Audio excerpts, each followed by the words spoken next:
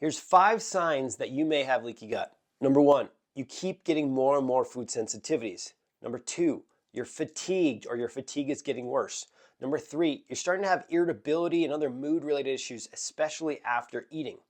Number 4, you're having acne flare-ups, you're having rash flare-ups, eczema flare-ups, anything like this. And number 5, you have unchecked inflammation. This could include actual lab markers that are high, like hsCRP or sed rate, or you could just notice that your skin is redder, your joints hurt, you're unable to recover from exercise faster. These are all signs that you have chronic inflammation inside your body, and they're likely coming from your gut. Leaky gut is typically associated with every single chronic aging disease that we've studied in. It's part of the dynamic that happens when we get these types of issues.